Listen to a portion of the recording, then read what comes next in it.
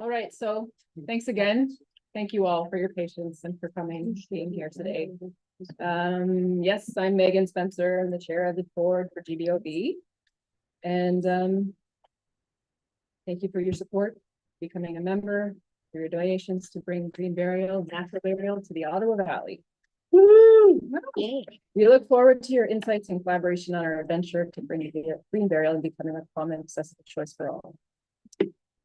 Today, we are grateful for the support and guidance of Sasha, our director, elected in 2021, who offers his technical support, in this case, in keeping with our times, making our AGM a hybrid, both Zoom and in person in Killaloe. I'm going to hand things over to Sasha for a moment, who will walk you through what you need to know as far as the tech ends of things go, now that everything's functioning, how you will vote, as in approve motions, how to submit comments, how to raise your hand. Right. Welcome, everybody. Sorry for the technical difficulties. It's our first year using the OWL, and we were trying to do the YouTube live stream as well, so that's what complicated things. Hopefully I get this right. So if you guys joined us before or familiar with Zoom, there's the raise hand feature, which is underneath the reactions. Sorry. Yeah. Thumbs up. Yeah, thumbs up, thumbs down. And then if you want to ask any questions, you can, there's the chat feed.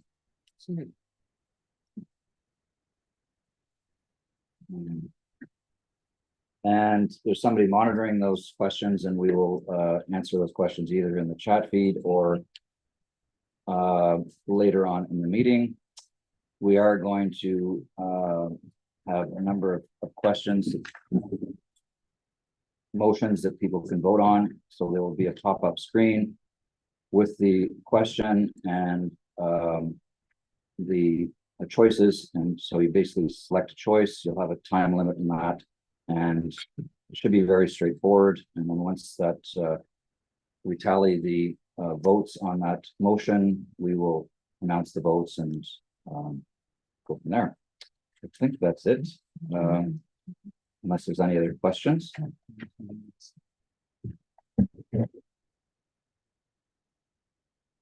Okay. And Robbie, you're doing in-person vote?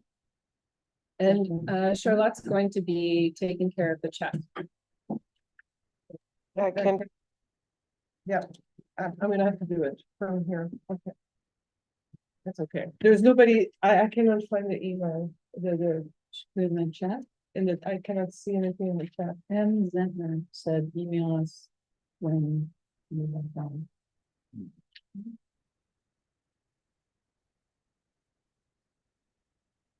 You just passed me. Yeah, but how do we find them? Anyways.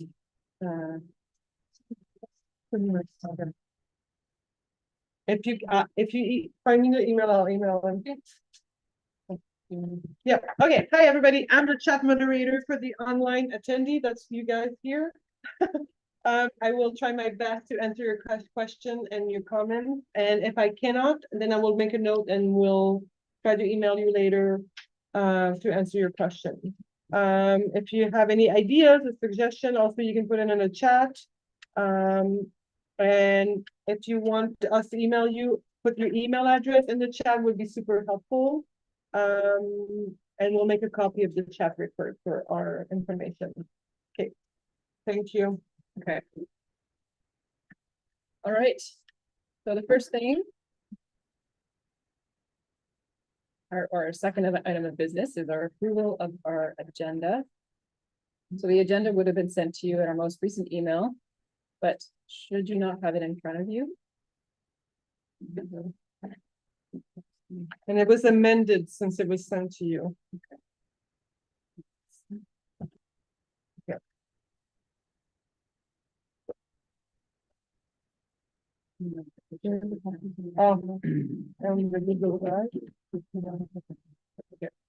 Okay. I'll put it in the chat. So, Thank you so much. If anybody doesn't have one, so does Pass someone it around. want to move the approval of the agenda? I'll move the approval. And I'll second the. just, can you wait till Ray has the agenda in front of you? Thanks.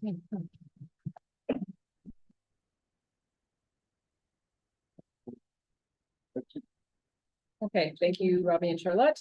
Is there any discussion on the proposed agenda? So I just want to clarify for those of you who are getting this for the first time, that there's just one other item that was added in. And it's in number 5, under the GBOV news and future projects, announcing the brand new guide on green burial by saffron. So that's the amendment.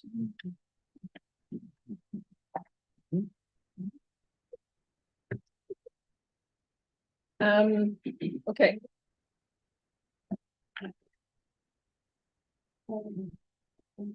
So we don't have any comments or discussion around the agenda. I think we're ready to do that for.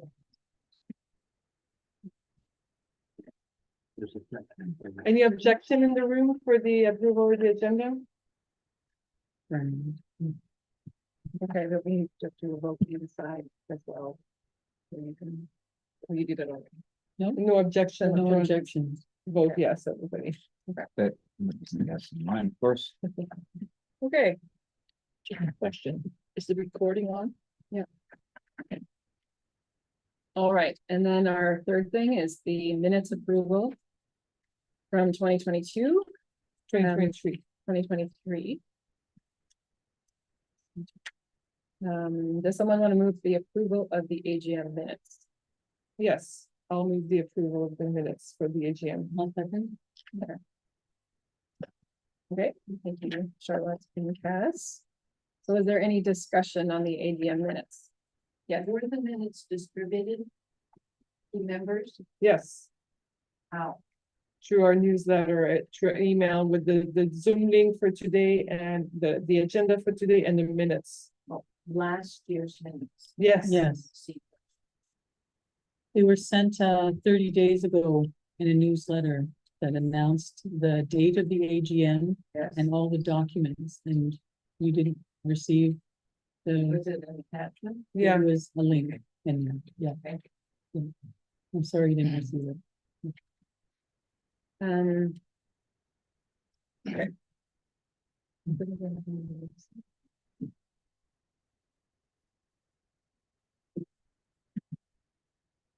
Any Yeah, other that's true, they are. So all the documents, for your information, if you go on the GBOV website. But, there is a link we can send you if you want to access it.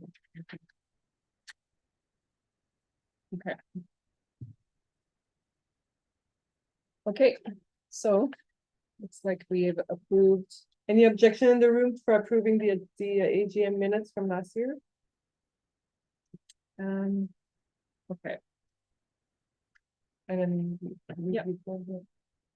and approved. Perfect. All right, so we're moving on to our presentation of the current board of directors. So, each director will have a moment to introduce themselves. I will now ask the directors present in Killaroo, Robbie, Charlotte, Kaz, Sasha, Kaylee, Leslie, and Doug to share. Or Mary. It says you were gonna be on the line. Yes.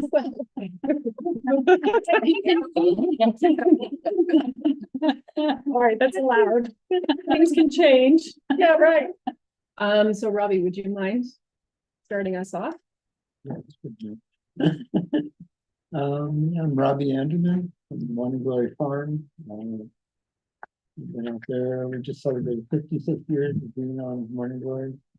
And being off grid and doing everything as organic and natural and as little footprint as we can. And it just, I was remembering the man who helped found Morning Glory with me, Mike Nickerson. But the first month that we actually were gardening, he says, I want to be buried in this garden. And I was just like, really? They're talking about burial. And so this is a progression of that. I know there's been several of the people I've known over the years in this neighborhood talked about how to be buried, where to be buried, and realizing you can't be buried in our own garden. So I found with Lifeline, we've come together and we've working together to actually do all the what we reported tonight. And, yeah, the gardener and an orchardist. So, if there's any questions? I'm Charlotte. I've been one of the member that started Green GBOV years ago with Megan and Robbie and a few others. Yeah, I've been here for 25 years this year in Ontario. I live in Bolter.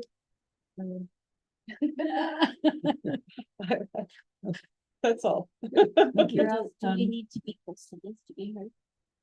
I think that thing. The owl is working. Hi, I'm Kaz. I've been on the board since 2019. I come ancestrally from across the river in Shawville. Some of my people come from there. And I came to the Ottawa Valley about 15 years ago and felt a real sense of recognition of the landscape and homing. One of my first jobs was doing research for a cemetery when I was for other people when I was 10. So I think I've always been bent towards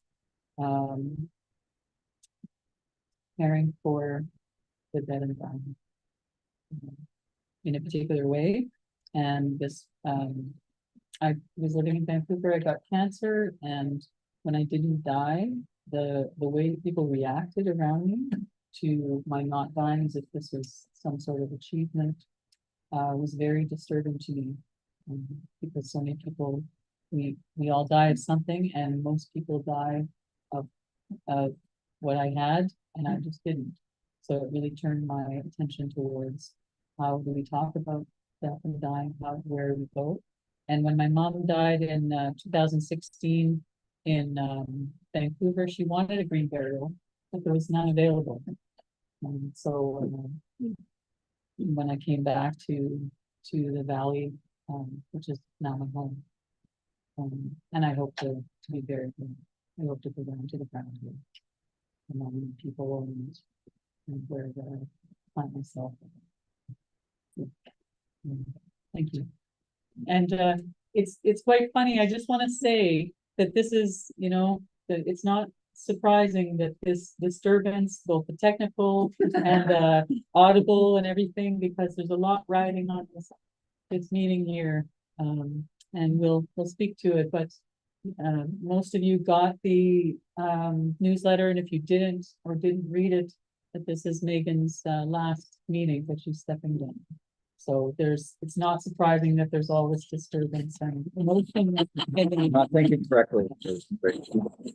That's it. It's your fault. Oh, no. All right. Since I saw you next. You're next. Thank you, Kaz. So I joined, was it 3 years ago? Yeah. 2021. 2021, yes. My interest was in green burial was after an article in this Ottawa Citizen, and like to think I'm environmentally conscious. I'm not perfect, but anyways, it just made perfect sense to me. Green burial, going back to the earth and contributing as opposed to causing an environmental impact. So yeah, it's been great, and certainly a great team on this organization, and yeah, we're making lots of great progress. So I'm really happy to be part of it. I'm also on the Environmental Action Committee at my local township. I'm from Kempsville, Ontario, and with my prodding, the township has committed to, I'm going to say at least looking into, with not actual commitment to creating green burial cemetery there.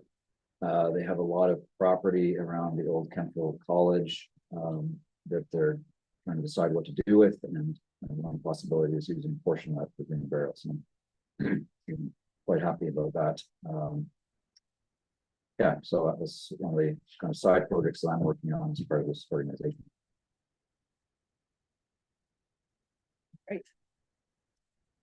Thank you, Sasha. Okay, you're next. I'm Haley, and I joined the board last year. So I was born in Pembroke and moved back to the area in 2010, and spending some time at West. I think Kaz, you put things really well, and Sasha, I really relate to what you were saying too.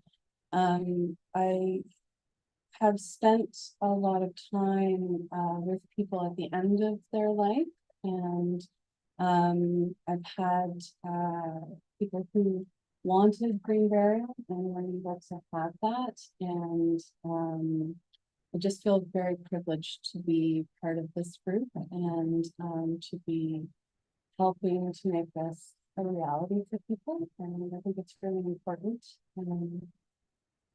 Thank you.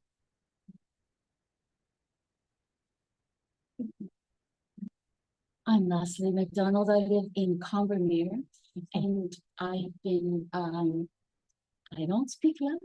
I speak well, but not loud. Yes, Leslie McDonald, I live in Combermere, and I have been caring for people throughout my life. I've lost the elders in my family and some of the younger members of my family.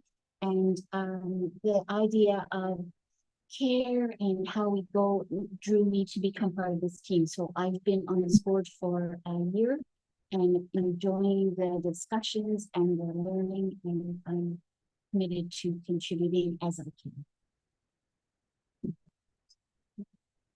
So Roberta is not with us today, she's able to join us.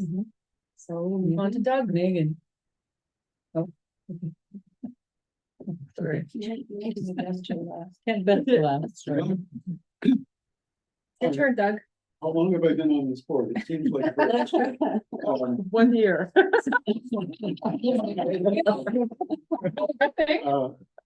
I'm retired chemist and chemistry teacher, and the idea of green burial speaks to my sense of what happens to chemicals, both ones that we read around in traditional burial, traditional North American burial practices, and cremation. And green burial seems to be so much more sensible. So I'm here to enable that in whatever ways are possible. And yeah, I can also speak loudly on command. I live near Leslie in Humberton. Thanks, Doug. And then Mary. Thank you, Megan. My name is Mary Nash. I was born in Amsterdam, in Holland, came to Canada in 1958. And consequently, being away from relatives, I had never been to a funeral actually until I was about in my 30s. So I then thought, well, I need to learn more about this funeral business. And I started with a group called then called the Memorial Society of Ottawa. I joined, then became a director, and then eventually I became president. The organization changed to the Funeral Information Society of Ottawa. And we continued until 2017, when we couldn't really find new members to join the board, so we dissolved. And since that time, I've been active in trying to bring green burial into Ottawa. Haven't achieved it yet, but it's getting closer. But then I joined this group, and I feel that joining this group gave me some sort of a little bit of weight, so you can go and talk to people and say, I am a member of GBOB. And then people seem to take more notice of you. So hopefully green burial in Ottawa will be achieved very shortly. All right, and finally myself. So I'm Megan Spencer. I live in Golden Lake. on a farm with my partner Stephen and our 2 kids. We host the Sacred Gardener School, teaching skills for reconnecting with the earth. I'm an artist doing both my own work and as part of community projects, mostly with the Ottawa Valley Creative Arts. Ever since I began to think about what I'd like to do with my body after I die, I knew I would want a simple burial, one where I could offer my body to the earth and to give back to for all she's given me. In conversation with a dear friend who died in fall of 2018, I came to learn more about burial practices in our region and beyond. And that what we were envisioning for ourselves didn't exist as an option where we lived, nor many other places in Ontario, let alone Canada. We decided this needed to change, that we needed to bring this vision into reality for those in our community who wish to be buried as they strive to live in deep connection and veneration of the earth. So as Kez said, this is my last official day on the board of Green Burial Ottawa Valley. I am thankful, honored, and tremendously grateful for the journey of these last 8 years. I've learned so much, grown so much, and fallen in love with my fellow journeyers. There is a companionship and closeness that comes from grappling together, and these relationships I cherish. I've poured so much of my heart into this project over the years, helping to build GBOB from scratch. I made a promise to my friend Sabrina that I would make green burial something that people could easily access, that I would make our dream for how we both wanted to lay our bodies to rest a reality. And I have, with a lot of help. Not quite what we dreamed about, but I know in my bones that the seal has been broken. And in time, green burial cemeteries everywhere will be a reality. There has been so much to learn, so many interesting conversations with passionate community activists all over Canada. My imagination and curiosity so often leading me down wormholes of information and dreaming, determined to bring our cemetery to life. We've found ourselves winding down paths that haven't been tread in this way for so many years, if ever. Together, we've butted up against death phobia, discomfort, stagnant, archaic systems, ignorance, along with a fair share of gratitude, open-heartedness, support, and some more than pleasant surprises from partnerships and alliances we would never have expected. We, the board of GBOB, have maneuvered these roller coaster rides with humor, perseverance, grace, and patience. I had no idea really how to be on a board before GBOB. Certainly didn't know the difference between a governance board and a working board until pretty recently, last year. After Byrne died, I remember really reflecting on what an exceptional group of people I found myself working with. People who otherwise I would not likely have gotten to know so well. It's a kind of closeness that's like a family, I feel. While there are certainly times that I've been profoundly frustrated, I have loved working with these people. I admire them all for their different ways and how we've learned to work with each other's intricacies. I will miss this, I know. I will hold this time with GBOB as a time of tremendous growth, not only as an organization and as a board, but for myself. It has given me an opportunity to serve in the community, to meet and talk deeply with so many people. I'm honored to have heard their stories and help where I could. This journey has given me a sense of purpose and a deep sense of reward. While I am stepping down, I hold the vision of green burial being accessible to all, wherever they are, no matter their spiritual beliefs. I hold the vision of the day when someone can't imagine a time when this was something we had to advocate for. May it be so. Thank you. All right. Thank you.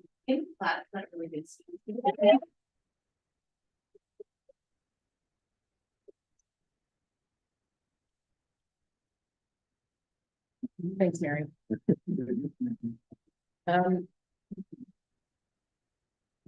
She's in there, right? Yes, yes, she's not the current, she's not the current. We're doing good now, Doug. Fair to ask. All right, so next we've got our GBOB news and future projects. If you want to, I No, can, no, it's fine. I can totally do it. If you want, I can start.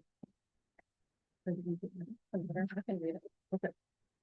Oh, Do you want me to do it? That's fine. All right, so just a quick history of GBOV with a focus on the last year. So a group of us started meeting in 2017. We became a registered co-op nonprofit in September of 2019 with the vision of creating our own cemetery. The next couple of years, through the thick of the pandemic, we began to meet online and made slower progress than we hoped, but we still moved forward. Can you hear me okay, Eleanor? I'm working on it. Okay, I'll try and speak up a bit more.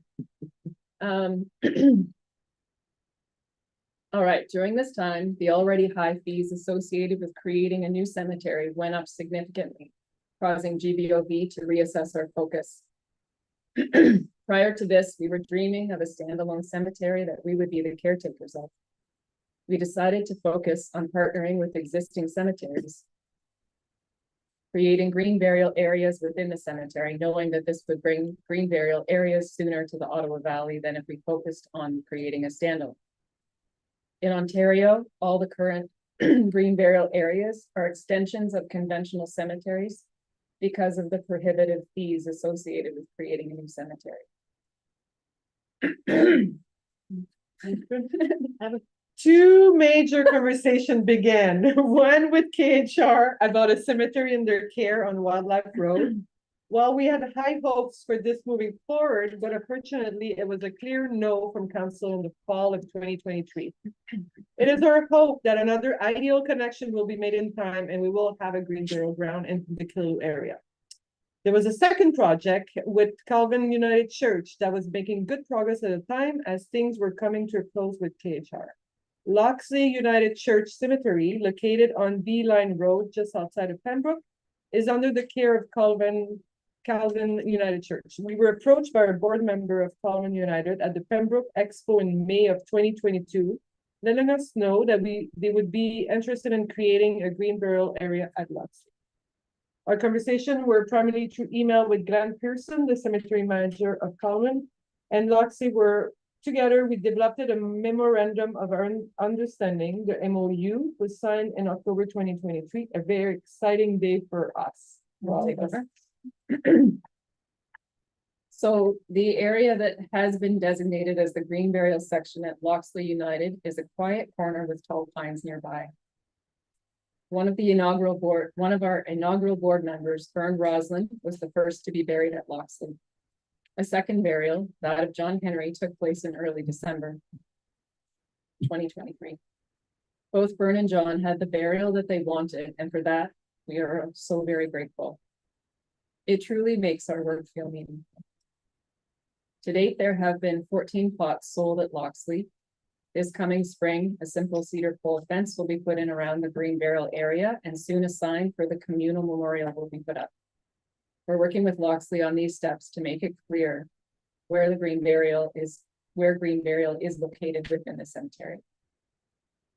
In 2024, we offered a number of information sessions: CD Sunday in March in Rankin, Sustainability Fair in Kemptville, and the University Women of Canada in May.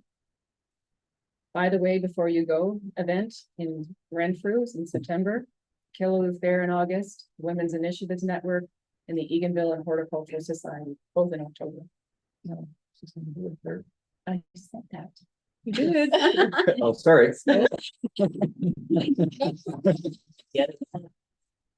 Yes. No, he's not. At our last AGM in March 2024, we welcomed 5 new members to our board, such incredible additions with strong skill sets and experience. This brought forward many fresh conversations, causing us to reflect on what we have accomplished as an organization, where we are now, and what we will focus on going forward. I'm going to hand this off to Kaz, who's going to share something of our goals for this coming year. Thanks, Megan. So I'm going to start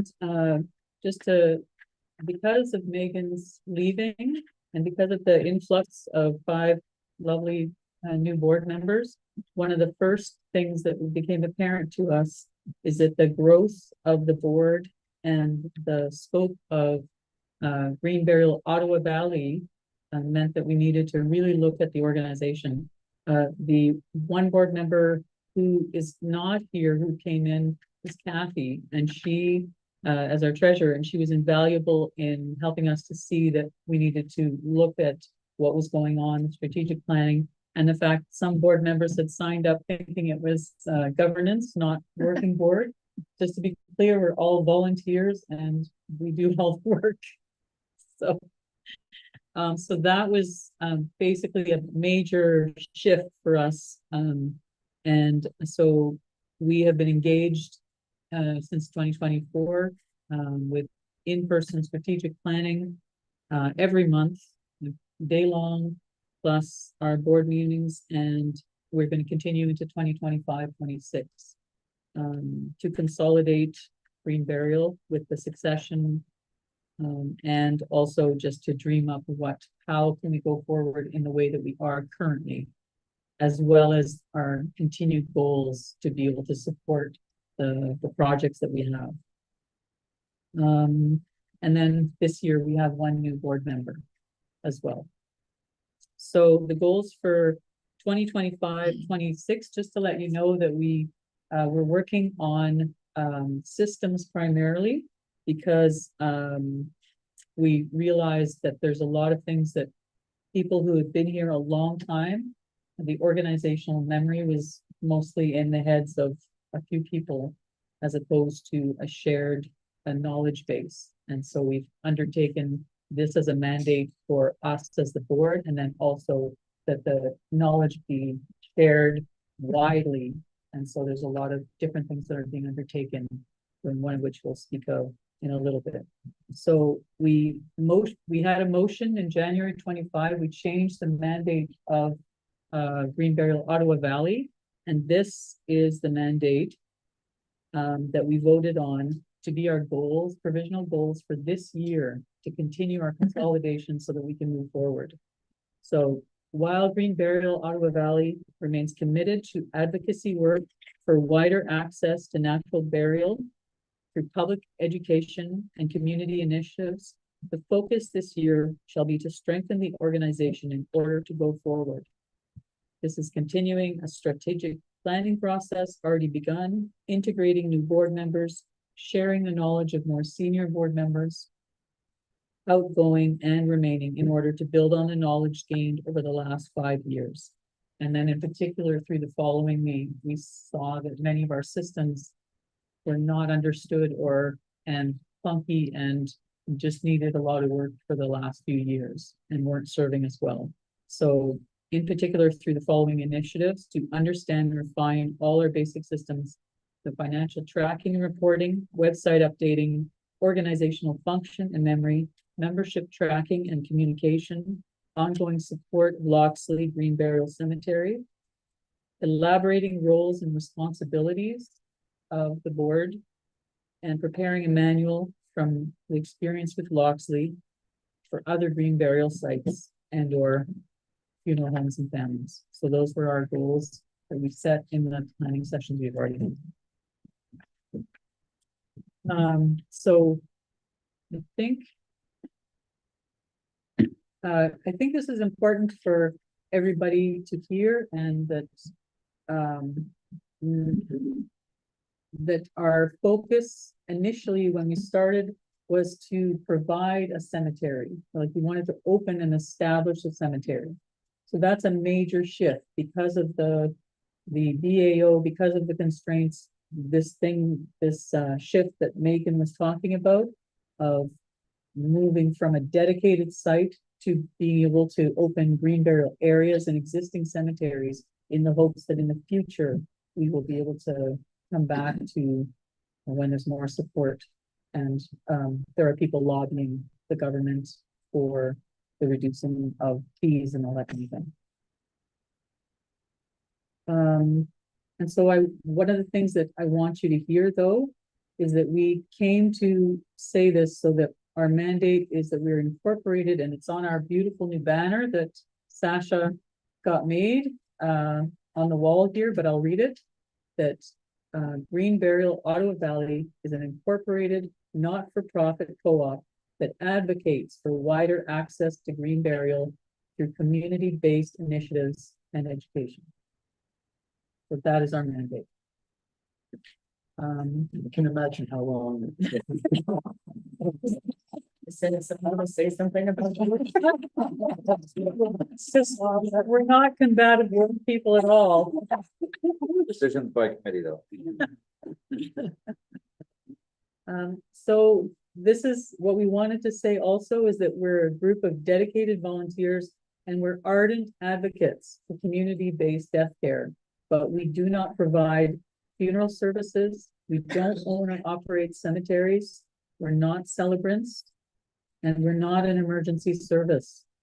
So if there's an immediate need, folks need to either call if they're in the region of Loxley, the cemetery manager there, Glenn Pearson, or funeral homes. And so this is really important because it really showcases the need for pre-planning. Like we do get calls and it's just utterly heartbreaking of someone saying, my father just died, what do I do? And he probably wanted a green burial, what I did. And there's not a lot, we are not providing that service for people.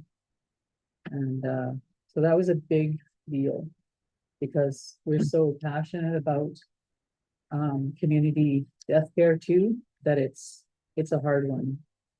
But that's part also of what I'll talk about in membership. And we want everybody to be buried surrounded by their people close to home, and we're not there yet. We have work to do. Thank you. That's it for GBOV news. That's GBOV news. Okay. Okay, so that's, Yeah. There's a lot of other long details. okay, but And okay, I get you. yeah. So I want to introduce Sasha here that you all met, because he's about to announce. Yeah, sorry, what? That's okay. No, what? Go ahead. Did you want to talk about more of this GBOV news? No. Oh, No, I think it's, That's, what did I miss? you didn't do, you know, are you missing a page? No. Anyway, it doesn't. Give the guidebook. Okay. Yeah, because you didn't do any of that, right? You. Yeah. Okay, And so part of one of the goals that we had in strategic planning, sorry, we are really struggling. The grief is just kind of just under the surface. Bunch of gravel. It's just a bunch of gravel. So okay. So one of the main goals in our disseminating of information was to provide something that would be hopefully helpful to more people to have the information of what you need to do. What are the things that people don't know? All the things that we take for granted that people know about green burial or how to go about things. And so this is where we had the great privilege of having a board member, Sasha, who lives in Kentville, and he decided to take this on and to make a guide for green burial. this is a special guide, so like all the question we get, we've been putting in this guide, it's got all the resources you can want to access to get a green burial. Will help people plan their green burial. It has a lot of information in it. Sasha spent a lot of time, and then we asked a lot of people to comment, and Sasha was so gracious at getting all the comments in the book. So we're very proud of this guide. So we'll let Sasha Yes. introduce it, but we just wanted to say how beautiful it is that Sasha's been working his ass off to get this done.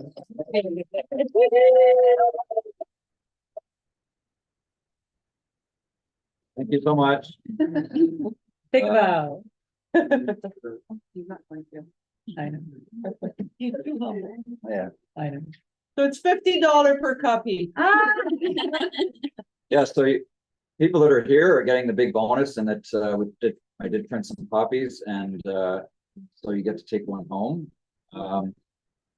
And I think at events now, we're going to have printed copies, but charge for it, because obviously it's a printing cost, and maybe we can make a couple dollars off of the guidebook. So it will be online and downloadable by members. So as Cass said, I mean, there were members asking questions that maybe we didn't have clear answers for, or didn't have any answer for. There's lots of resources online that cover, specific parts of green burial, or your rights, or family-led death care, that sort of thing. But you'd have to spend a lot of time piecing that all together. And again, honestly, we didn't have all the answers to questions that were being asked of us. And so we thought it would be a great idea to come up with a guide and also a planning workbook, which is what this is.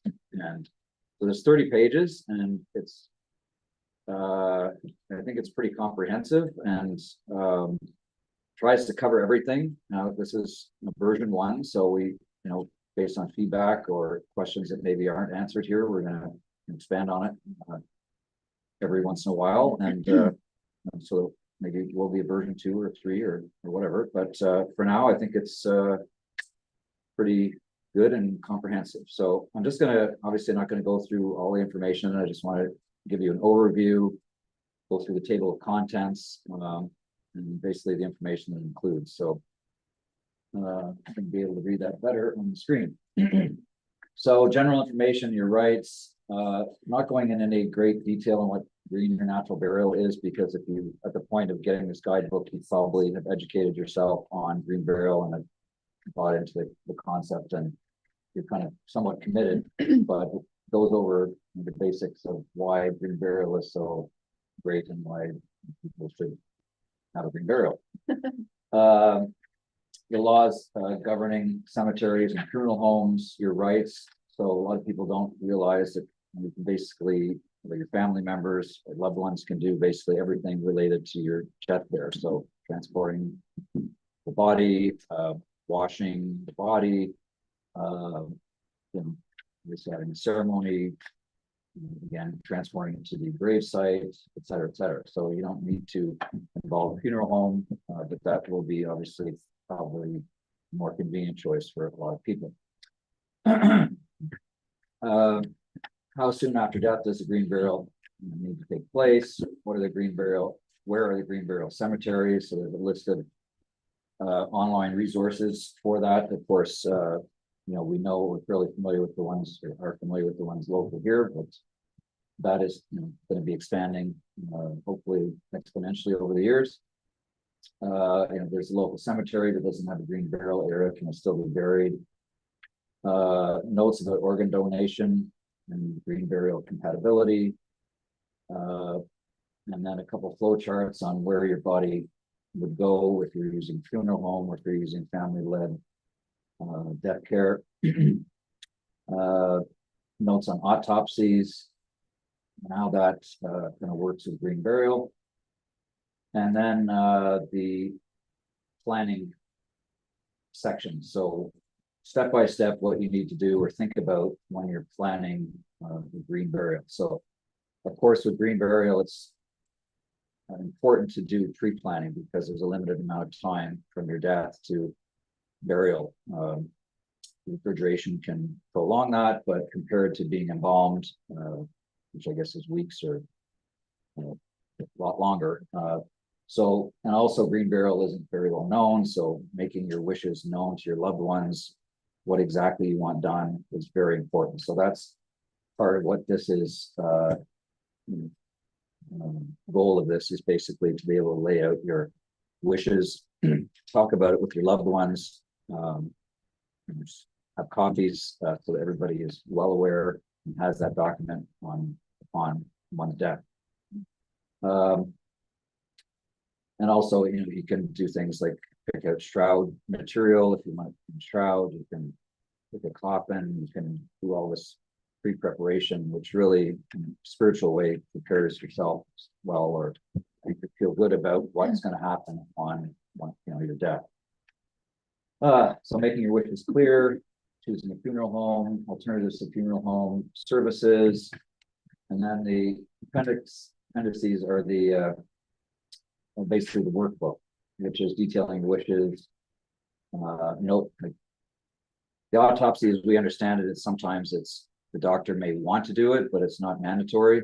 Was coroner ordered autopsy because of some suspicious thing, then you don't have any choice, but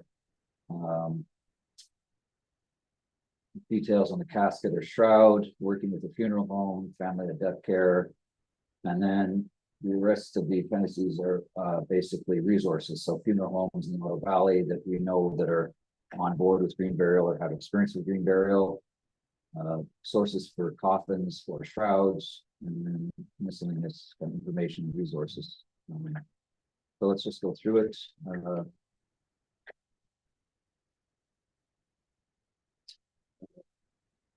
Website links. So here's the flow charts that I was talking about. So in a tutorial way, basically showing you what happens, because I never had to plan, for loved ones, death care or whatever, on death. So I wasn't even sure what the sequence is, what happens when you die, if you're in hospital or if you're at home.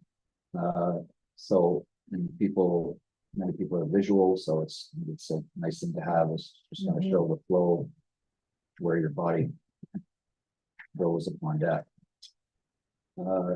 Autopsy. So some of this is just a copy and paste from resources, because so this is from the Ottawa Hospital, for example. It's very good information on autopsies. Selecting the cemetery, what questions you should ask. Deciding your burial details and ceremony. A note about celebrants and what function they can, services they can provide. Note on death benefit. Everyone that has contributed to the Canadian pension plan is eligible for some money towards funeral expenses.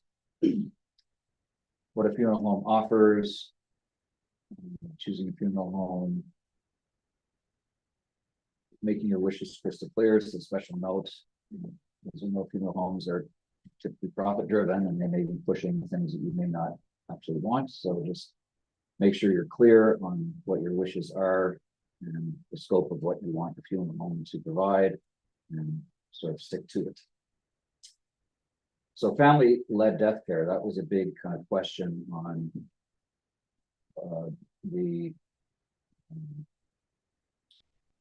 what you can and can't do, and also how to plan for it. So there's some clarifications, some time on that. This is a nice chart that I think it came from the video on who can do what. So funeral, establishment, transfer service, cemetery, crematorium, which doesn't apply, and the family of deceased. And then from Community Death Care Canada, this is the paperwork requirements, which again is confusion on that. So you need the death registration, you need a statement of death, medical certificate of death, statement of death, and then that enables you to do the death registration, I believe, and then burial permit. So there's 2 certificates or statements that you need before you get the burial permit.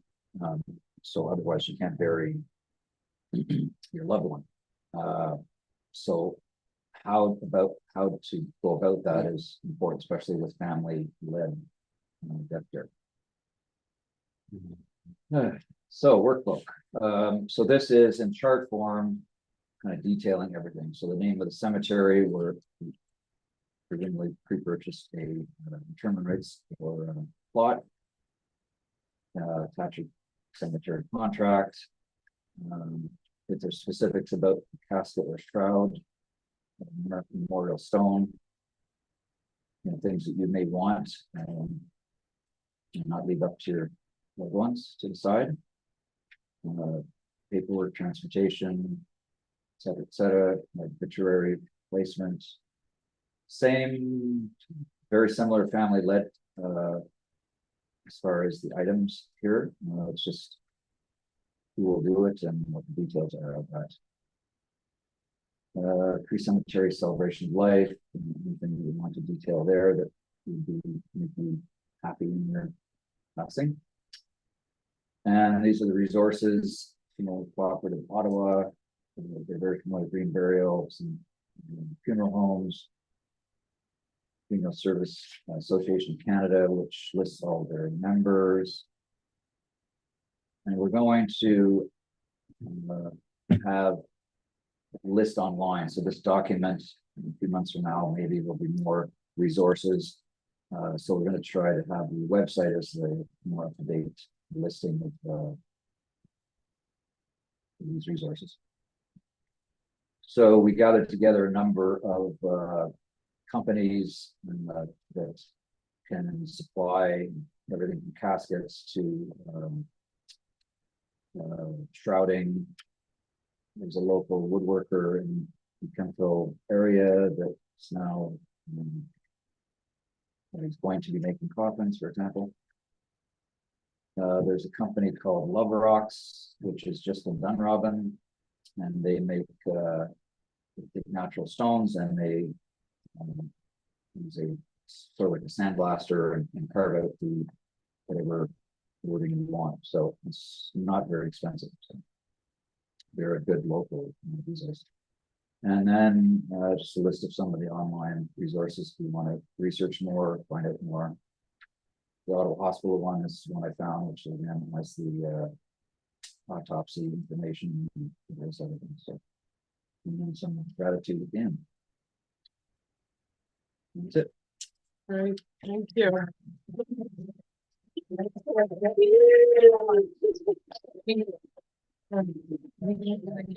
Yeah, I think it's so amazing because people have asked so many questions.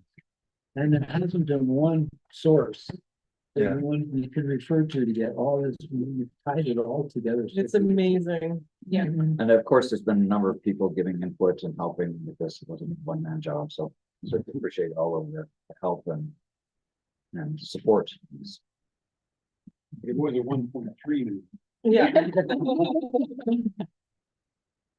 Great, yeah.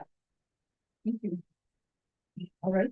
Yeah, so just we're making a little switch in the agenda because we have Kathy Lyon is online with us. She's our bookkeeper and a former board member. She stepped down from the board, but she kept reading the book. So I know she has to leave soon, so we're just gonna go to the financial report right away. Cass gonna say a few words for Cassie first.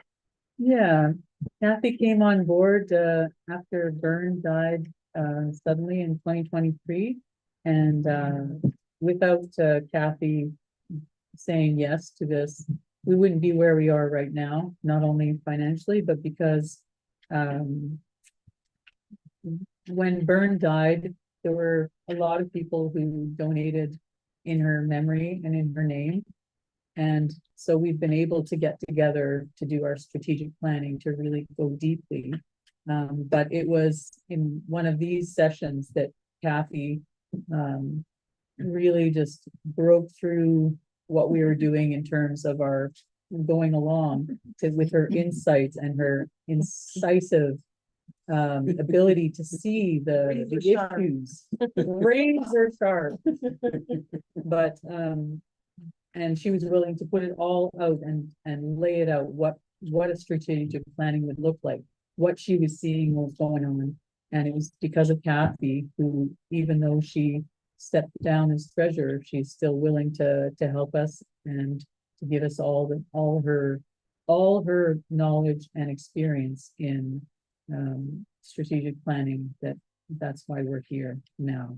And so we want to thank not only the folks who donated in Byrne's memory and folks who bought plots in Loxley that made it possible that we can be doing this. But if not for Kathy, if not for you, Kathy. That is so not true, but thank you. Like to bring up, you mentioned earlier, Kaz, that we're realizing how much information for this is in the brains of certain people. and how much we lost when Vern died. Yeah. And just, you know, Huge. it was just how much, and that Kathy was able to figure out Vern's notes and write and organ everything and bring it into usable form again for us. Thank you, Robbie. But you know, the thing, I just want to say once again that Byrne left everything in amazing condition. So, you know, it wasn't as though I was starting from scratch, but like with any organization that's in development, right? You don't sort of list and down and write out steps 1, 2, 3, 4, and 5. You just get it done. And Byrne got it done. And luckily, I was able to find enough of her threads to put them back together and sort of get you ready for your new treasurer and ultimately probably a new bookkeeper. But like Kaz said, I'm going to stay on behind the scenes and keep doing the bookkeeping for as long as you need me to do that. Thank you. Thank you. So is the financial report up available for everyone to look at? Yeah, well, we'll try our best, Kathy. How about no? No's okay. Okay. So I'll read it. just, but I'm sure all of you have memorized every number and you know, Oh, but but in short and sweet, GBOV is in very good financial position. I think very much in because of the people who loved Byrne so and supported her and remembered her through their contributions to GBOV, and as well a number of a fairly significant number of people that made one-time commitments to the Loxley project, which were then left with GOBV as contributions. And I think certainly as treasurer, I'm very grateful for both of those pieces. So the numbers kind of speak for themselves. If you've added an approximate $3,000 of net increase to your bank balance in 2024, but you were starting with a very solid foundation of $12,869.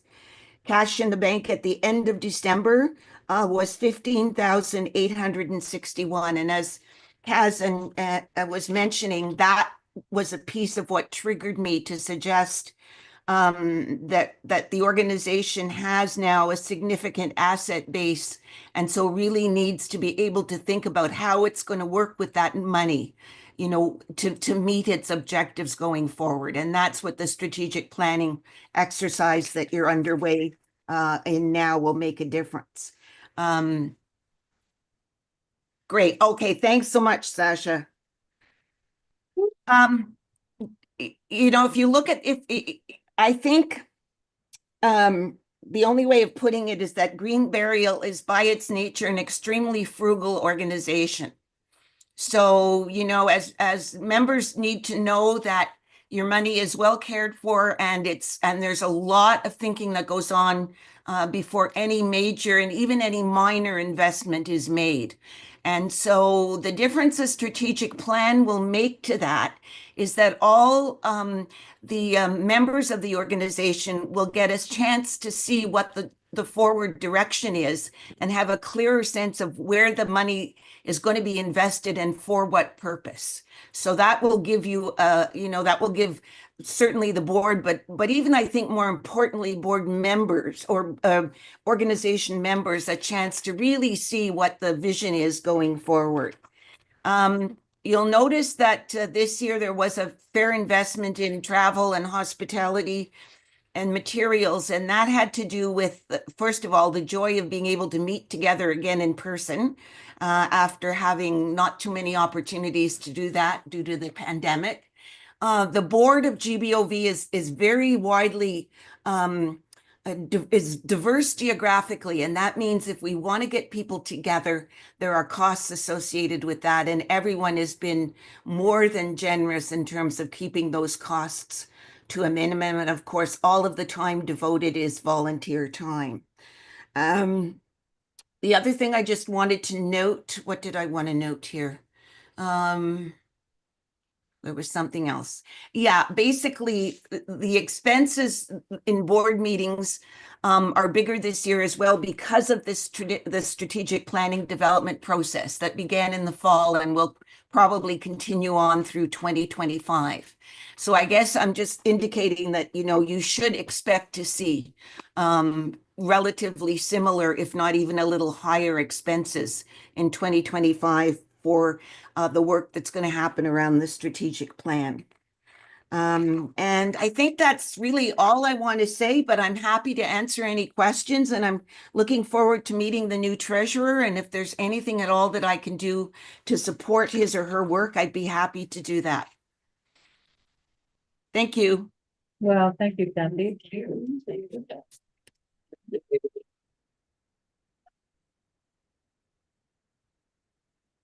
Are there any questions? Yeah, are there any questions or concern? Yes, you're supposed to say that. Okay.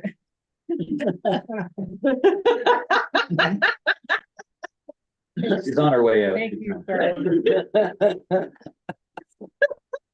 I don't have to pretend. So what actually is, what's the difference between travel and hospitality? Pardon, I missed that, Robbie. What's the difference on there between travel and hospitality? Travel relates physically to the payment of mileage expenses related to physical transportation, and hospitality relates to meals and anything else that goes to support the effective running of a board. Thank you. So yeah, Megan just has to speak. We don't, because so we have an audit committee, and the audit committee has to officially accept this report. So that's your part. All right. The audit committee, as per GBOV bylaw and Ontario Co-ops Act, has looked over the GBOV financial report as submitted by GBOV treasurer Kathy Lyons, and is satisfied that it is an accurate representation of the financial status of Green Burial Ottawa Valley Cooperative Incorporated for 2024. So no more questions about that. The financials, all right. So would someone like to move to approve the financial report? I move to approve the financial report. And I'll second it. Leslie is Very seconding. Okay, Leslie? Any discussion or objection on the financial report? all right. So Looks then, like yeah, any objection in the room where everybody votes yes, yes? Yeah, everyone's. voted We're assuming yes that it's a online. yes if you're not objecting. exactly. Okay, Thank you, Cass. Yeah. I'm a little rough around the edges. I need those people to help smoothly. Okay, are we going with the membership report or do we have to? do that for the No. Well, we didn't put that, yeah, no. I know, but we, yeah, it's we're voting for both of them. At the Okay. same time. Great. Yeah. Okay. Moving on. Should we do the tribute now or do you want to do membership report first? Yeah. We're gonna go ahead with number 7 on the agenda. It's a membership report. Okay. Yeah, thank you for your patience. We usually move pretty smoothly, but we're struggling a little today. Oh, yeah. Okay. So, if I didn't mention it, I'm the membership officer for the board. And I didn't. Right. So, I had the privilege of working closely with Vern that I didn't know as before, who was with her daughter Kelly had a computer, was inaugural in having computer business, specifically to teach people how to use computers back in the 80s and going on. And she knew how to do stuff, holy moly. And so that was part of a challenge when I came onto the board of, I would go and try and get some knowledge from Byrne and she'd be like, oh, I'll just do it. So I'm saying this because, that is one of the big things in our strategic planning, the weaknesses in how membership is being tracked, reported, and communication. And one of the things I want to say about that is that it started here in Killaloe, and it was a group of people and who knew most of the people that were signing up to be members. They would be people that you could see, recognize, you knew their names, their faces.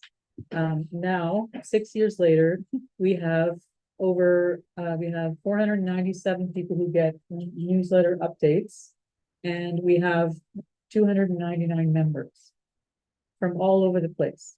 And this is from Toronto, you know, for people who grew up in the valley and are interested in green burial and want to support it. It's from people across the country. It's from people in different provinces who also don't have a green burial. It's a lot of things. And I think one of the weaknesses that was exposed in our strategic planning is that we don't know each other. And one of the things that we've pinpointed as to what is one of the ways to go forward is that people need to be gathering locally, like family-led death care and community-based death care needs to be in your people in your community. And we're quite privileged here in Killaloe to have very many like-minded people who gather together and also who know each other, who have lived here for generations or have, you know, gathered in the newcomers close. And that's not the case in all of the Ottawa Valley, but there is that longing, of course, there is that longing to be known and to be cared for in your dying time. And so this is one of the reasons why my emphatic voice was, which I know when I get loud, I get more emphatic, as if I know what I'm talking about, but it's an exhortation too of why we had to say things like we are not celebrants, we are not operators of cemeteries, because the longing is there to care for all our people, is it not? Is it, we all deserve to be taken down to the earth and buried well and to be cared for, and so that's what we're trying to say in that emphatic, what we don't do, because people need to take that on in their communities. And our role is going to be to help with all the information that we've gathered and all the strategies and everything that we've learned and everything that we can offer from what we've been doing in the last 9 years. So there has been a decline in membership, and this is due in part to people who've joined in the past and have decided not to keep going, not been interested. For example, because the membership is more than 250 people, if people decide not to be members anymore, unless one of us know their name or have met them at an info session or something, we don't know if they've died. We know some people have died, but we don't know when our members have died. This is a tragic thing.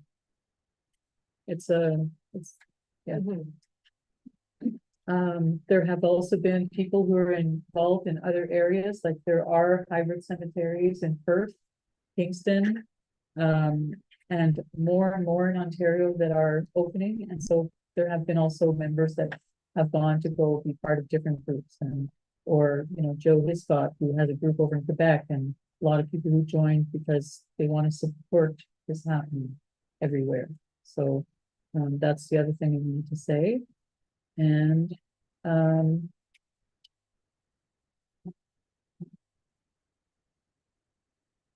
so if you haven't noticed, we are really committed to keeping going. and in our fumbly way today. But how can members, it is only because of having members and a cooperative that we are the place we are today and can keep going to try to make this a possibility for more people. And how can members do this is gather together with people you know and, brainstorm the way that it began, to say, do you know anybody? Because what we have found also is going to funeral homes as part of an organization is not always as effective to ask them, for example, to say, are you willing to provide services for green burial? It's not as effective as individuals who are planning their own funerals because they are, for the funeral home, the people who are immediately, they need to connect with and to give service to.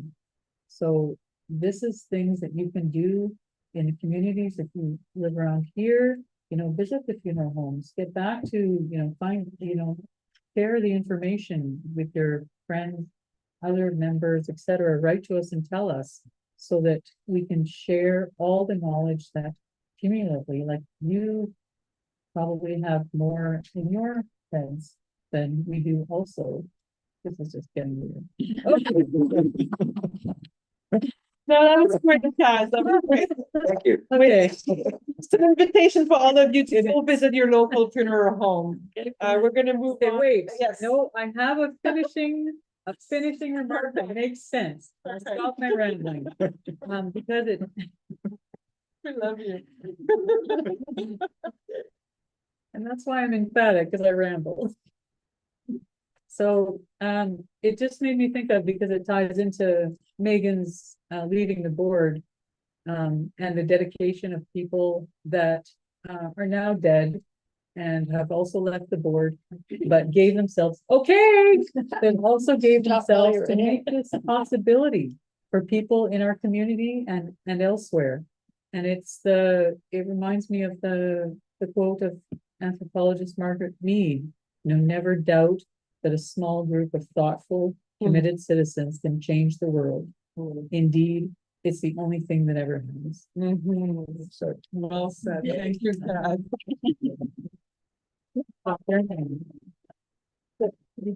Yes, yes. So, Well, you were so introduced.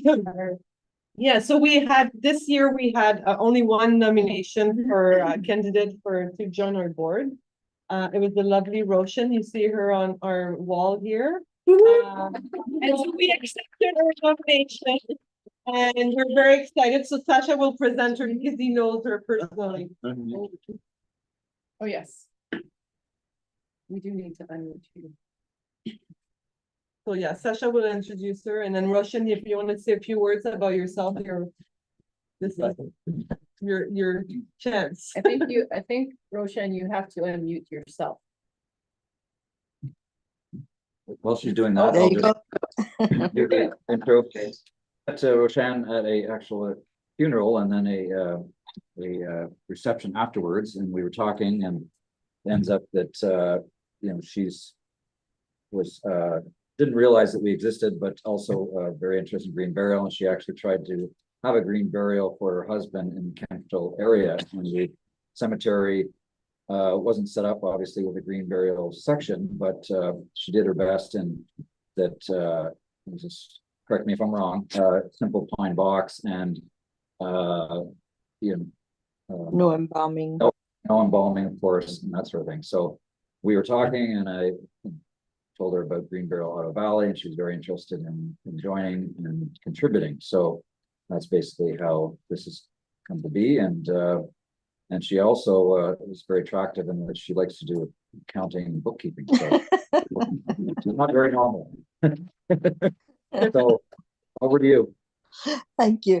So yeah, I started off my career as a math and physics teacher, and I taught in England and Africa for about 25 odd years. We came to Canada in 97.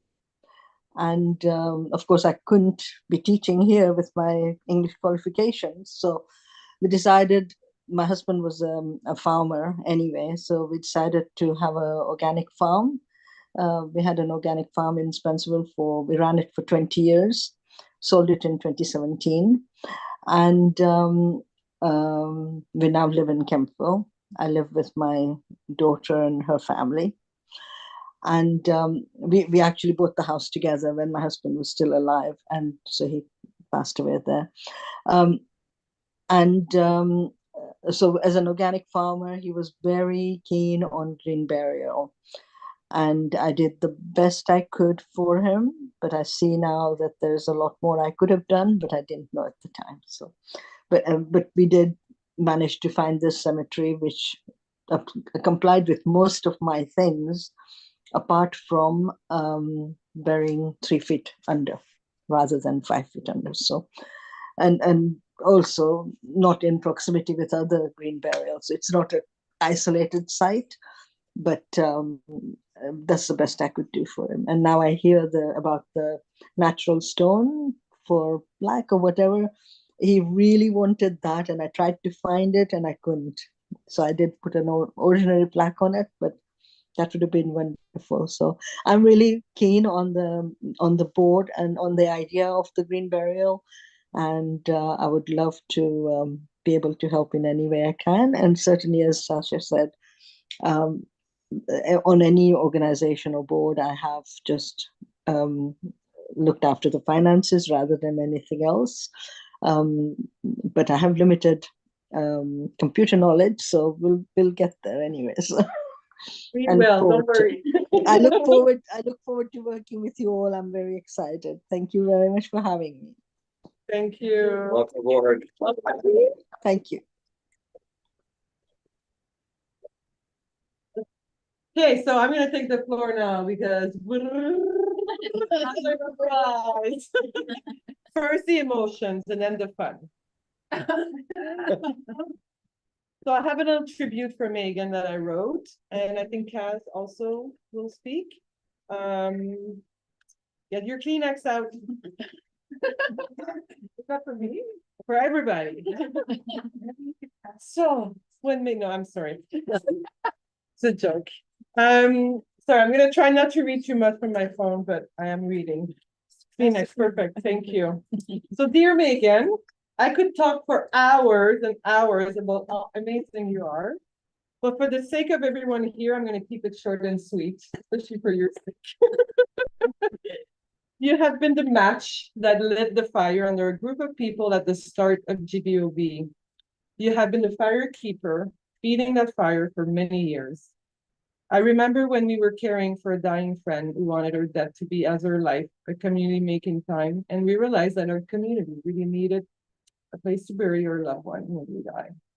And that it was not easy to get buried around here if you were not part of a church. So we started Green Burial, Ottawa Valley, because we wanted a green burial cemetery that would welcome anyone. It was obvious from the start that you were putting all your heart, and don't lean over my shoulder, I can't. It was obvious from the start that you're putting all your heart and your passion into GBOB and making this dream happen.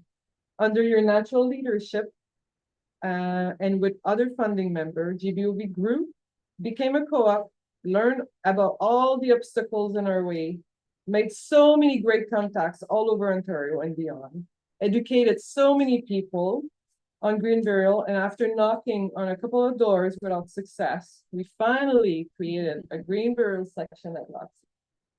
We have been so lucky to have you as our president chair, and we wish you all the best and whatever blessing are coming. Stay tuned, everyone, because after the question period and our tears, we have a wee gift for Megan to speak to her dedication to Earth and helping so many people to have the conversation about feeding Earth and their dying and caring for a dead one in our own ways. Thank you. So, up to Okay. you guys. Thank you. I wanted to remember some of the partners that were with you to help this dream to come forward. that began with you and along the way. And I'm thinking particularly of Julie. I'm thinking of Bernice, who is another board member. And there could have been other ones that I don't know, but I'm thinking of Mark Richardson and your close collaboration. I mean, close in that you just seem like every time I talk to you, you're like, oh yeah, Mark and I were talking about this, and oh my God, we gotta do this. He's Mark Richardson was the cemetery manager at Willow's Rest down in Niagara Falls. Thank you. Was? My He's mind- no longer there? No, he's moved to something else, yeah. And so just remembering and also Byrne and those who died waiting for green burial, and that we're not able to do that. And you hold that in a particularly fine way, that knowing that we stand on the shoulders of all those who came before us and the ones who would have liked it to be otherwise, but that this is not a new way, but an old way to, as if that might be recognizable from our great grandparents, and not some newfangled thing that we're trying to do, but a real dedicated care. So appreciate that in all that you do, and your ability to sit through the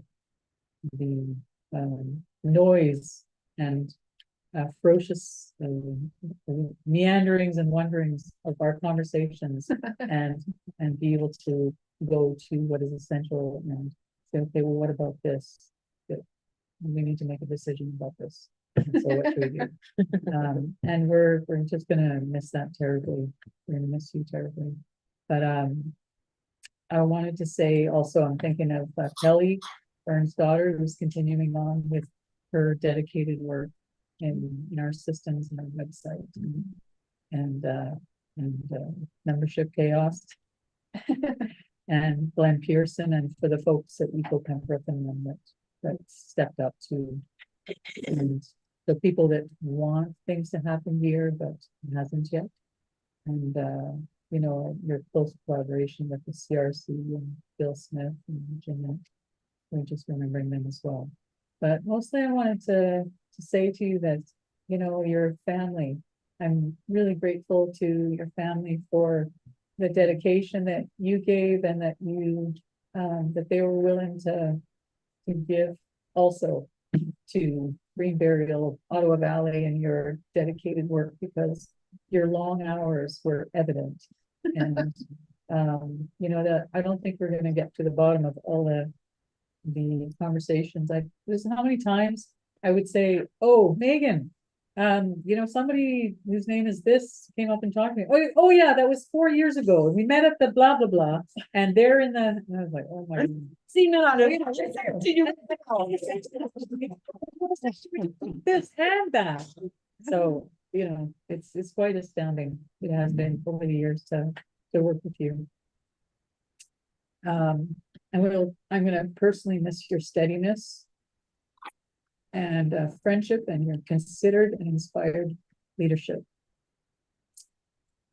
Thank you for your guidance of this much needed service. Your patient and diligent efforts have given us the confidence that we can be looked after. Oh, I'm reading. I'm reading. This is from Ann Schmitz. Oh, Ann Schmitz, who also bought a plot at Loxley. Oh, I shouldn't be saying that. Anyway, a woman who bought a plot at Loxley. And I know her, she are. And she said, I would like to say thank you to Megan for your care-filled guidance of this much-needed service. Your patient and diligent efforts gave us confidence that we can be looked after in the here and you know, I have another note that someone sent in. Susan Greer of the Natural Burial Association of Ontario. She said, when I heard, you should hear Susan talk. When I heard that Megan was stepping down from GBOV, my first reaction was like, oh, no. Megan helped to found GBOV and did an incredible job of steering it to where it is today, a co-op with a natural burial site. But my second reaction about her retirement is that she deserves a chance to get back some time to pursue other interests. Her vision, her energy, her clear-minded determination to provide a gentler end-of-life option for her community has been integral to GBOV's success. I'm intimately familiar with the steps it takes to start natural burial ground. And let's just say Megan, along with the GBOV team, jumped hurdle after hurdle to make it happen. Congratulations, Megan, on all that you've achieved. And I know you'll find other ways of doing wonderful things with energy and heart. I see that Robert French has his hand up and would Yeah. perhaps like to contribute. I think you need to, you have to unmute yourself. Do you? I am. Can I You've already done it. do comments? Yes, I would like to add my thanks to Megan for her leadership and vision of providing the green burial option in Renfrew County. I would also like to thank all current and former board members for their commitment to this project as well. And thanks to all your efforts, I have been able to make arrangements for a green burial in Renfrew County. I thank you sincerely. I would also like to mention I'm a resident of Laurentian Hills and near Deep River, and the Deep River Council is in the process of revising its bylaws to allow green burial at the Deep River Cemetery. Don't hold your breath. Councils take a while to make their decisions, but there's a strong momentum in Deep River for this option. The people are longing for it. They're prepared to move council to act on this issue. So thank you all for your efforts, especially Megan. Take care. Thanks so much, Robert. Is anybody else who wants to say something to Megan? No pressure. Christina. Well, I'm not a board member's wife. And in our house, I get to hear these conversations. You guys don't really know I'm something that I'm trying to hear. It's just that I'm doing life in the house, and I get to hear your board meetings. And I've been like continually amazed and appreciative, so deeply appreciative of how well you have led this group, and actually each one of you to hear how well you just move along and do it with such it feels such care and such awareness, consciousness of how to work together. In everyone's so different, but I've just been amazed getting to know some.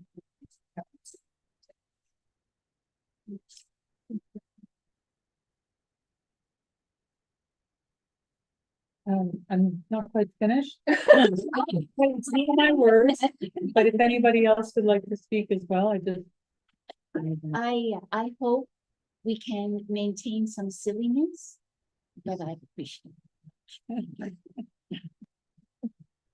I'll try my best. Oh. Thank you. I guess we totally wish you well. Everybody needs to be able to dedicate, help something, start something, and then go on to other things. Yeah. And Yeah, we step up. It's thank you, Christina, because we've said many times, what are we gonna do without Megan? But I know we're gonna be fine, and I want you to know that we're a strong board, right? And we're healthy, and we have passion and dedication, and we're gonna continue. Can I say that you did somewhat commit to keeping involved with Foxley? Was that right? It's being recorded. Yeah, no, it's been, I feel totally at ease. And because of our process of working together to really, over the last 6 months or so, figuring out how things are going to work moving forward, I know that it's beautiful. At ease. I'm grateful for all your wonderful brains, dedication, and vision. Ability to communicate. Like Kaz isn't done. Yeah, that's the floor again. Well, it is 3:00 and I could read this afterwards when we're done the official meeting. If anybody needs to Well, before we adjourn, Yeah. can we present Megan with the certificate? And Yes. Seth is getting something. So maybe while he's getting something, oh, it's up to you. I don't. I'm not Okay, gonna this rush is from Julie Keon. Yeah, who's a celebrant and certified life celebrant. She said she wanted you to know, and there's other people who've written things, but I just didn't want to leave them.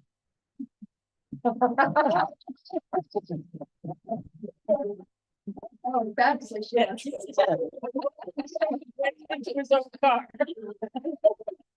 Is that his doo-doo-doo-doo? Is that his trumpet? He's trying to break into his own car.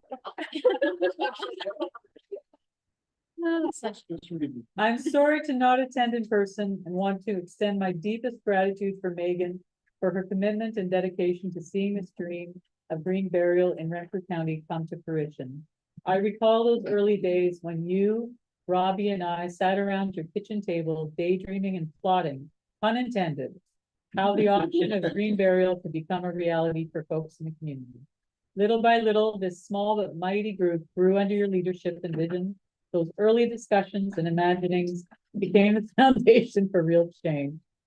Although I had to step back early on, I have watched you from the sidelines with admiration. You never gave up and faced each new obstacle with thoughtfulness, creativity, and a solution-oriented mindset.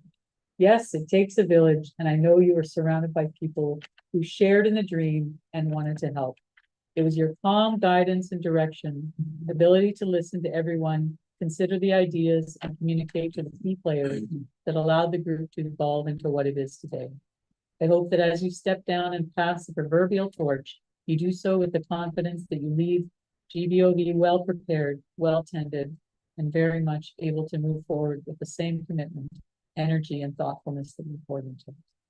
I do hope you can also bask in the joy that comes from leaving? No. From reflecting upon and celebrating in this accomplishment. That you deserve all the kindness and applause that comes to you. With love and sincerity, Julie.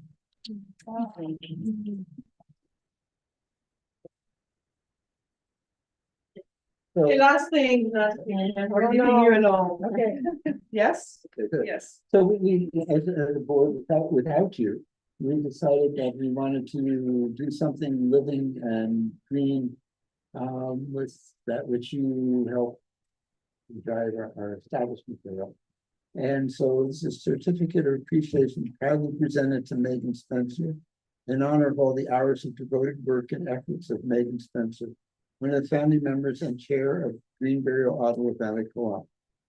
We at the Golden Bough Tree Farm are honored to donate this basswood tree, which will be, in recognition of her efforts and love for this project. Her efforts have led to the establishment of the first GOB initiated cemetery at Loxley, where this tree will be planted.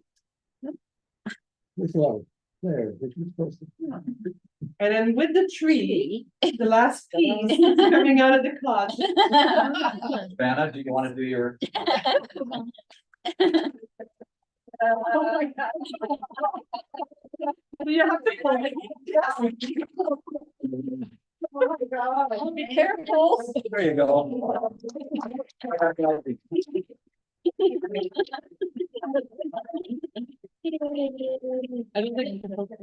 So this was engraved by Love Rocks, so it's an example. Love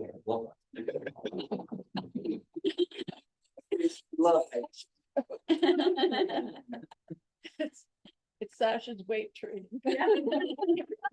That one going to the gym, so it's. We've been working out with this part. Oh, you guys. Thank you. And you can imagine the amount of email that went into.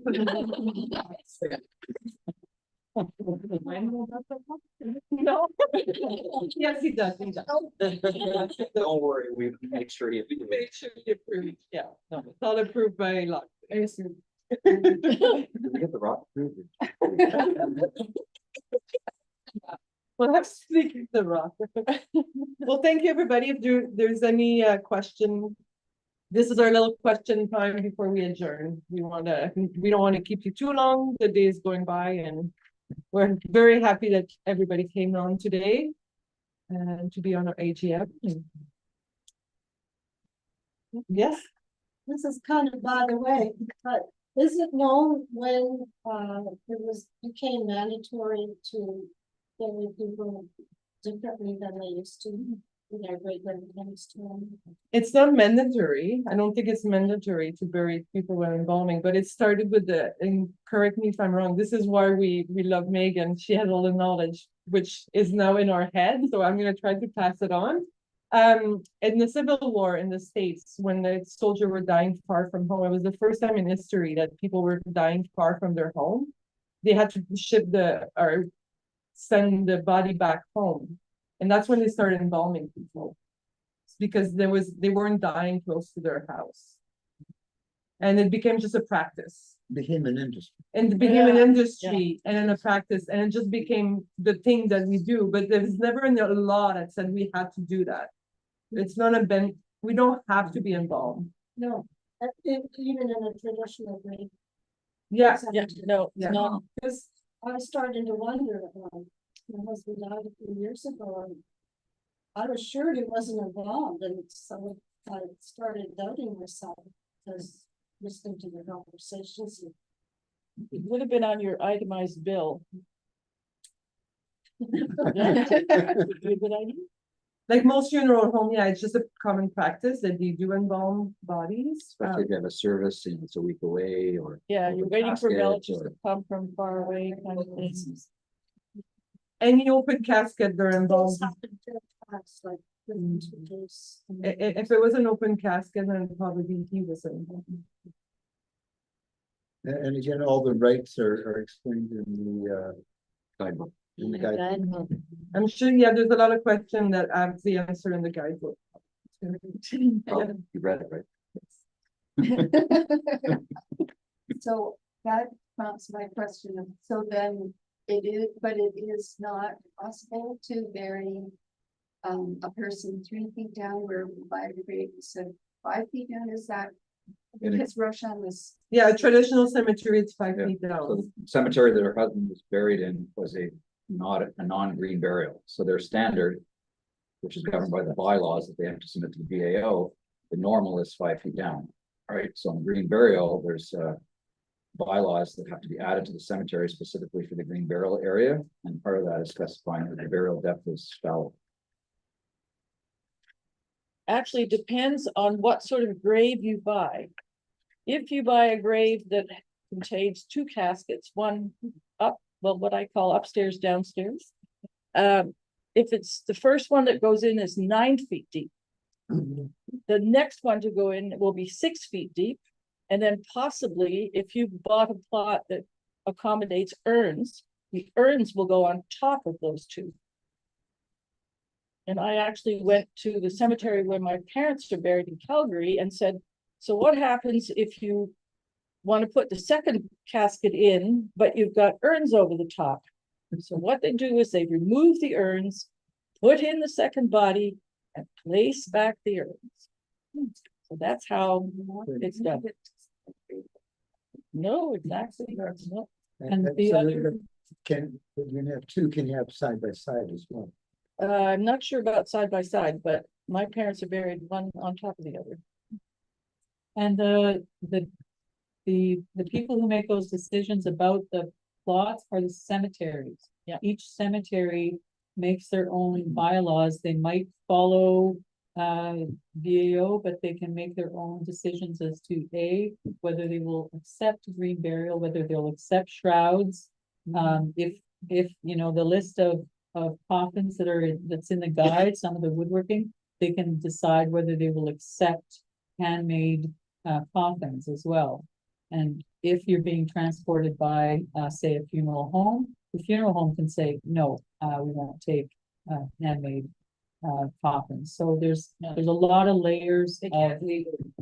No, I don't. Yeah. No, but Yeah, pressurized, can't actually, no. yeah, they will, they do. they might. But you can argue with them. But you need to know your rights. You need to know your rights for sure. I ask another question. Of course. I'm born in the Anglican church, and we wanted to donate the cemetery site that's not being used. And, at that time, it sounded like the best way to do it was through the township. But I noticed now, I didn't realize that, the cemetery can decide to set apart, like in Loxley. We have 12 cemeteries in our diocese, so, you know, there still might be room that something like this can be done. And so I'd be interested to find out, like, I noticed the name of the man that was in charge of that particular cemetery. Our minister Matthew was in charge of about 12 cemeteries, so I think there could possibly be room to look into that, but now you're not, that's not going to be in your. It is in our purview. It is to continue to give information and hopefully encourage green burial areas.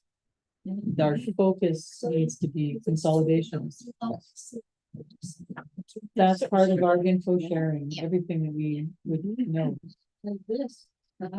And maybe if you have a conversation with Matthew, he was at the KHR township meeting. We had conversations with him afterwards.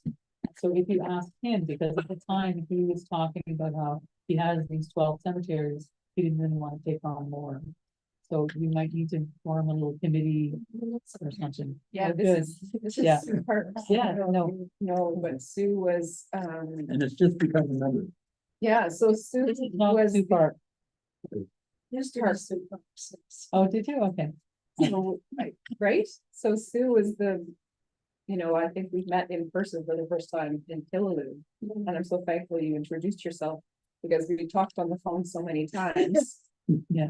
And that happens so often that I've talked to people or emailed people. I'm so thankful when people actually tell me who they are. So, oh, we talk to each other so much. So yeah, Sue was the one that let us know that the Anglican acre was even available for that. That started the whole journey with KHR about. And I'm still willing to speak to the green group. I think it was, yeah. Because I Anyway. think it was kind of a major production.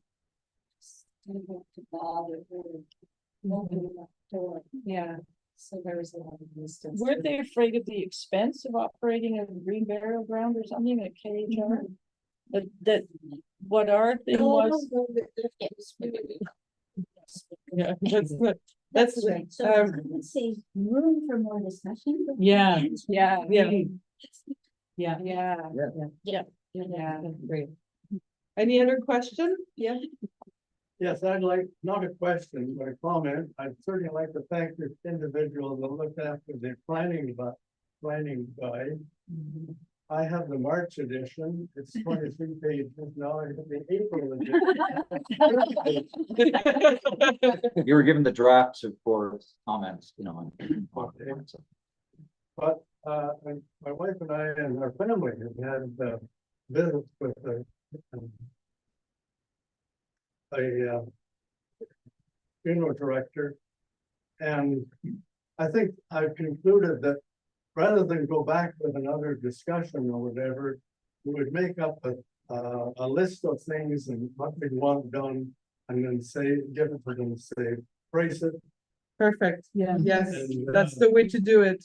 That's the purpose kind of the workbook that's in the guide, is to basically think about everything you want, lay it out, and then you're prepared to go in and say, this is what I want. What can you do for me? Or that's. Yeah, because of discussions with the individuals. Yeah.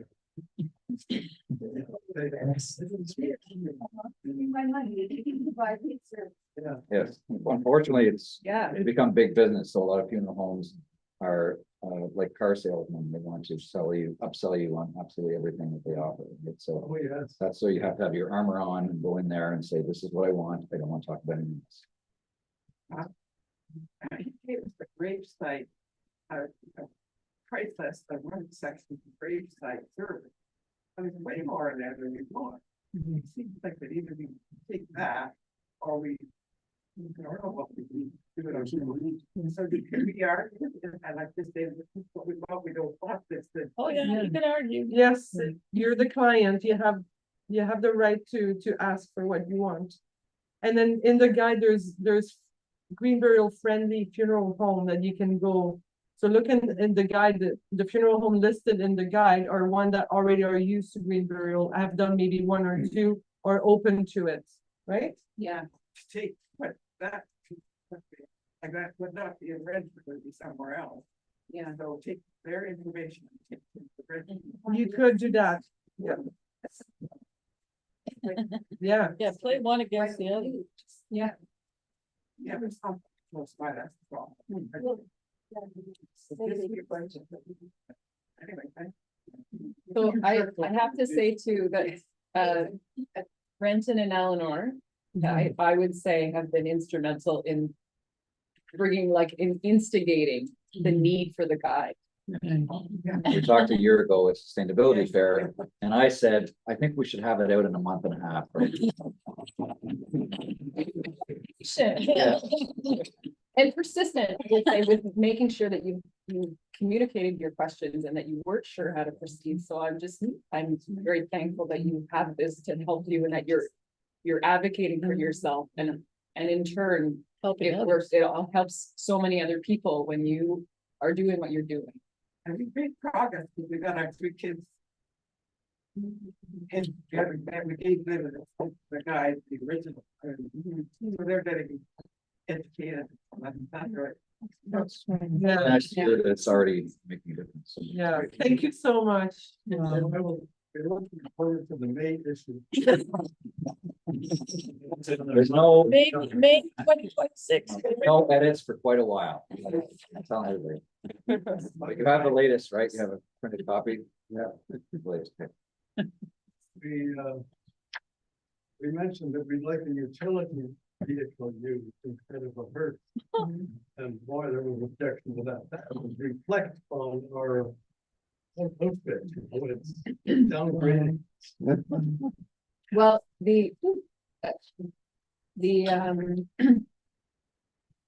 what's it called?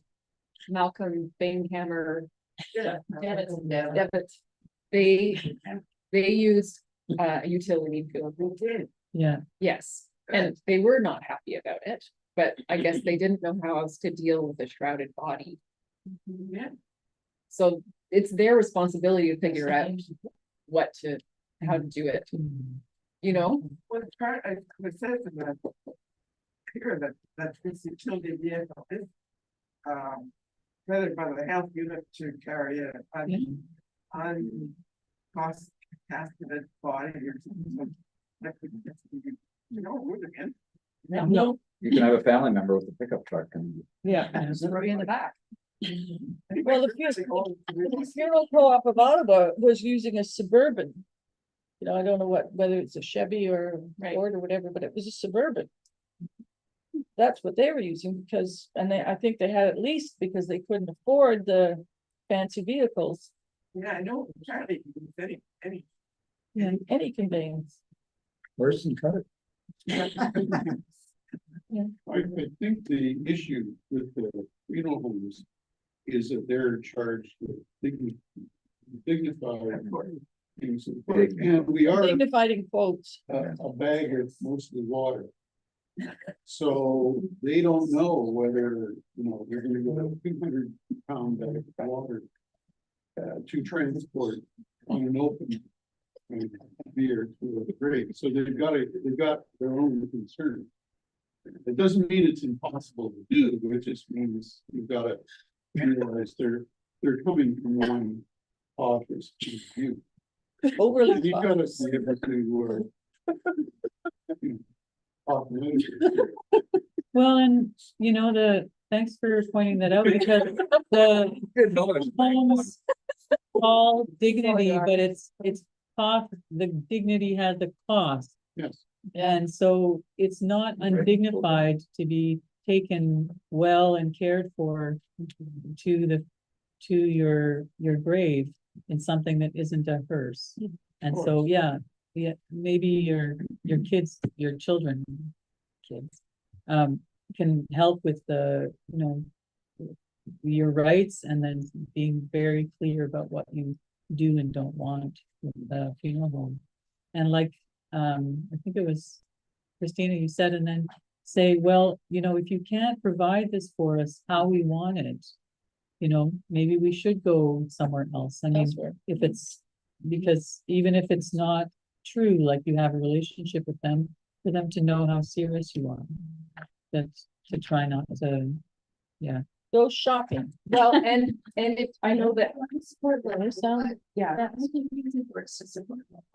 yeah. that's There's- great. The Funeral Cooperative in Ottawa, which is a nonprofit, and very familiar with Green Burial, and they're not profit driven, so they would be very cooperative, I guess, in your wishes. I'm a founding director of the Funeral Club of Ottawa. We started planning in 2008. We opened up in 2013. The very first funeral we did, and we're located on Saint Laurent Boulevard, right across from Beechwood, one of the major biggies in Ottawa. A family came along and they said Beechwood is wanting to charge us $14,000 for what they wanted. The Funeral Club of Ottawa did the very same stuff for $7,000. So our worth was proved right from the very beginning. And they've done green burials. And we've done green burials. I have personally talked to Lisa Wilson, who is the funeral director, and she said, yes, we have done green burials and do it again. My point was that Picton for a long time was really the only green burial Yeah. cemetery, so they were handling burials with Picton. So quite far away. So Yeah. There's no issue as far as where you're located and where they are. Go and talk to the funeral co-op. Did you have a question? Well, I was just pointing out, like, said you were absorbed with the Yeah. So like if you want to start something. Yeah. Yeah, the second burial that happened at Loxley was done with source. So they're familiar with the process. That was also a shroud burial too. So should we end the official? But please continue to call us and let us know if there's other ways that we can, if you have other questions and how we can help. Any other question or comment? I would like to move the motion to adjourn the meeting. I second the motion. Then meeting adjourned. And lots of nourishment in the corner back here.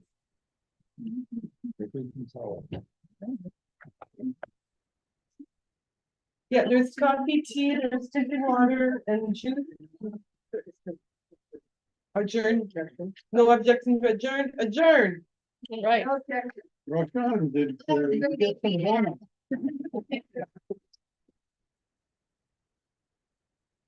Thank you, everybody Thank online. you, everybody. Uh, It's just you too. Roxanne now. I think everybody left. Thanks for coming. Sorry, Kat.